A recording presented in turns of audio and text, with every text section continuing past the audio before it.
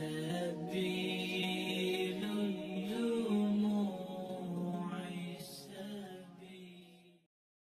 Bismillahirrahmanirrahim. Assalamualaikum warahmatullahi wabarakatuh. Bapak Ibu yang kami muliakan, suatu ketika datanglah malaikat Jibril menghadap Rasulullah Sallallahu Alaihi Wasallam. Dalam hadis yang diriwayatkan oleh sahabat nan mulia Sahal ibni Sa'ad, malaikat Jibril berkata kepada Rasulullah. Apa kata malaikat kepada Rasulullah? Isma syi'ta fa innaka mayyitun. Wahbib man ahbabta. Dalam riwayat yang lain, wahbib ma syi'ta fa innaka mufariqu. Wa'mal ma syi'ta fa innaka majziyun bih. Kata malaikat Jibril kepada Rasulullah, Isma syi'ta fa innaka mayyitun. Muhammad, hiduplah engkau. Tapi ingat, suatu saat engkau pasti akan mati. Yang kedua kata malaikat, wahbib man ahbabta fa innaka mufariquhu. Muhammad, cintailah siapa saja dan apa saja yang ingin engkau cinta. Tapi ingat, suatu saat engkau akan berpisah dengan siapapun yang engkau cinta, dengan apapun yang engkau sayang. Terakhir kata malaikat kepada Nabi, wa'mal ma syi'ta fa innaka majziyun bih. Buatlah apa yang nak engkau buat, lakukan apa yang nak engkau lakukan. Tapi ingat kata malaikat, suatu saat engkau akan mendapatkan balasan dari setiap apa yang engkau lakukan. Jadi sederhananya Bapak Ibu dimuliakan Allah, dalam hadis ini ada 3 pesan malaikat kepada Rasulullah Sallallahu Alaihi Wasallam. 3 pesan itu pada intinya bermuara kepada satu tentang kematian, yang kedua tentang adanya perpisahan, yang ketiga adanya balasan dari setiap apa yang kita lakukan. Yang pertama pesan malaikat itu tentang kematian. Bapak Ibu yang kami muliakan, mati adalah sesuatu hal yang pasti. Kita berani mati akan mati, kita takut mati pun akan mati. Kita percaya mati akan mati, kita tak percaya mati pun kita akan mati. Saking mati itu pasti, dia tak kenal waktu, tak kenal tempat, dan tak pandang bulu. Dalam rahim ada orang yang mati, baru lahir ada orang yang mati, remaja ada yang mati. Orang yang tua, apalagi mati juga. Makanya kalau lagunya Dery Sulaiman itu, orang kaya mati, orang miskin mati, raja-raja mati, ustadz, semua kita pasti akan mati. Kullu nafsin za'iqatul maut. Dan kata Nabi, waktu yang paling dekat kepada seorang manusia adalah waktu kepada kematiannya. Kita berlari mengejar dunia kita, sementara mati sedang berlari untuk mengejar mendapati kita. Bapak Ibu dimuliakan Allah, dia tak kenal status sosial. Dan dia tak kenal tempat.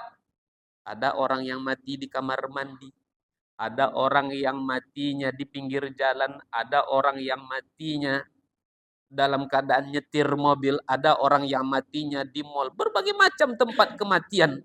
Dan ada satu yang menakjubkan dari hadis Rasulullah Sallallahu Alaihi Wasallam. Yub'atsu kullu 'abdin 'ala ma mata 'alaihi. Allah akan mematikan hambanya tergantung dengan apa yang menjadi kebiasaan dia selama hidupnya. Allah akan mematikan hambanya tergantung dengan apa yang menjadi kebiasaan hamba itu selama hidupnya. Intinya, ahli maksiat Allah akan matikan dengan kemaksiatannya. Ahli taat Allah pun akan cabut nyawanya dalam ketaatannya. Kita kan sudah melihat betapa menakjubkan seorang pemuda. Ketika dia sedang sujud, lalu kemudian imam sudah salam kanan, imam sudah salam kiri. Anak muda ini masih sujud juga. Sehingga orang mengira ini jangan-jangan dia ini tertidur dalam sujudnya. Ketika dia ditepuk, ketika dia dicoba untuk dibangunkan, ternyata suaranya tak ada, digoyangkan sedikit, akhirnya dia tumbang. Indahnya matinya. Matinya dalam keadaan sujud. Ada juga orang yang mati dalam keadaan membaca Al-Quran. Kalau saya tak salah videonya 2020 viral di media sosial. Ibu-ibu sambil menunggu ustadz datang, dibacanya Al-Quran.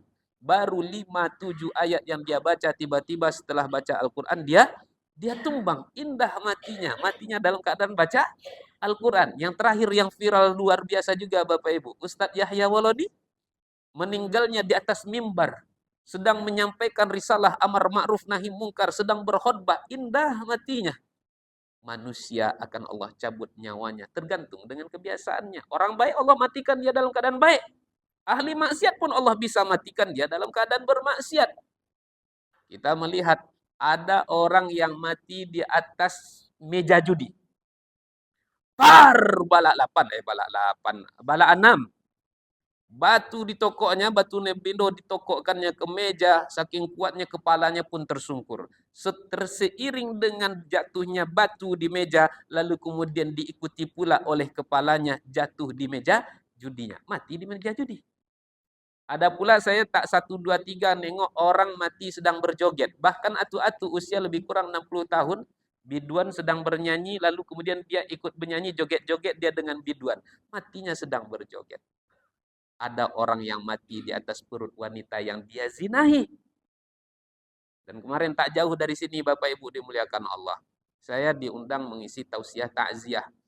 Saya tak tahu sebab kematian, tapi kemudian keluarga yang bercerita. Saya tak pengen tahu, tapi keluarga mungkin ingin meluapkanlah apa yang dia rasa. Apa katanya? Malang kami Ustaz. Semoga Allah ampunkan dosa almarhum ya Bu ya. Allah tempatkan di tempat yang paling mulia. Ibu sabar ya. Ini Allah sayang kepada ibu, maka Allah menguji ibu. Itulah Pak Ustadz. Gimana cerita? Tentu saya menyambut juga karena dia ingin bercerita. Kemarin Pak Ustadz, dia pergi berburu. Jadi karena saya sedikit banyaknya pengalaman berburu waktu kecil itu ada Bapak Ibu. Jadi ketika sampai di medan buru, maaf dicakap, anjing-anjing itu sudah mulai menggonggong karena mulai mencium babi. Anjing-anjing ini sudah mulai berlari untuk mengejar babi. Nah, anjing kawan ini berontak minta dilepaskan. Akhirnya dilepaskanlah yang di lehernya itu apa? Kalah kalau saya tak salah namanya. Dilepaskanlah kalahnya. Lalu biasanya orang kalau melepaskan kalahnya itu dikasih semangat. Wajau! Biasanya kayak gitu Bapak Ibu. Larilah. Pengalaman saya ceritakan sedikit nih Pak. Waktu saya masih kecil. Candu berburu juga saya dulu. Dilepaskanlah anjing lari sekencang-kencangnya. Singkat cerita, babinya itu terpojok. Posisinya di pinggir jurang. Di bawahnya ada sungai. Puluhan ekor anjing sudah siap untuk mencabik-cabik babi ini. Berpikirlah agaknya babi ini. Daripada saya dimakan anjing, mending saya coba dulu untuk menyelamatkan diri, lompat ke dalam jurang, di bawahnya ada sungai. Lompatlah babi itu ke dalam. Ketika babi lompat ke dalam sungai, ini juga yang perlu kita belajar dari anjing ini Pak. Mohon maaf ya, kita sering menghina anjing, tapi kadang-kadang anjing lebih mulia daripada kita. Mohon maaf, satu ilmu yang saya belajar dari anjing Pak. Anjing itu hewan yang sangat patuh kepada tuannya. Ketika anjing saya beranak itu pernah saya lepaskan supaya dia tak stres. Ketika dia pergi bermain, mungkin terasa anaknya haus, balik dia ke dalam kandang. Sedang baru setitik, 2 titik anaknya menyusu, saya uji dia, patuh tak dia sama saya? Saya panggillah anjing saya. Masih ingat saya nama anjing saya, Pilo namanya. Pilo, Pilo, Pilo, Pilo, Pilo. Berlari dia dari kandang, anaknya yang terseret-seret, anaknya yang terpijak-pijak, anaknya yang kehausan tak ada dia hiraukan. Yang dia hiraukan apa? Cepat sampai di hadapan saya sebagai tuannya. Itulah kata orang tua kita, alam takambang jadi guru.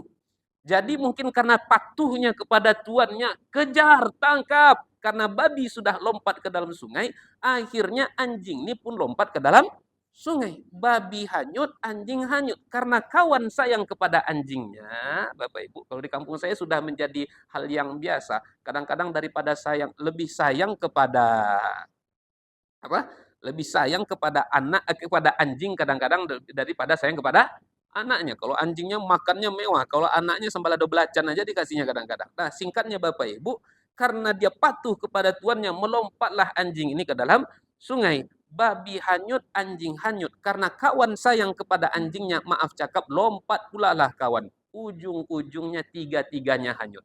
Malamnya saya diminta untuk mengisi tausiah takziah di meninggalnya anaknya. Intinya Bapak Ibu, Nabi malaikat mengingatkan kepada Rasul, hiduplah engkau, tapi ingat suatu saat engkau akan mati. Maka kematian seorang manusia, kata Nabi, tergantung dengan apa yang biasa dia lakukan selama hidupnya. Pada akhirnya Bapak Ibu dimuliakan Allah, kita bermohon kepada Allah Subhanahu wa taala, semoga ketika ketentuan itu berlaku pada diri kita, ajal datang menjemput kita mati dalam keadaan baik, mati kita dalam keadaan husnul khotimah, mati kita dalam keadaan mengucapkan la ilaha illallah. Karena Nabi mengatakan siapa yang akhir kalamnya di saat ajal datang menjemputnya mengucapkan kalimah la ilaha illallah, ia akan masuk ke dalam surganya Allah Ta'ala. Baru satu yang bisa kita jelaskan, panjang umur sehat badan. Dua yang tersisa pesan malaikat, kita jelaskan pada kesempatan yang akan datang. Mohon maaf atas segala kesalahan kekhilafan. Wabillahi taufiq wal hidayah. Wassalamualaikum warahmatullahi wabarakatuh.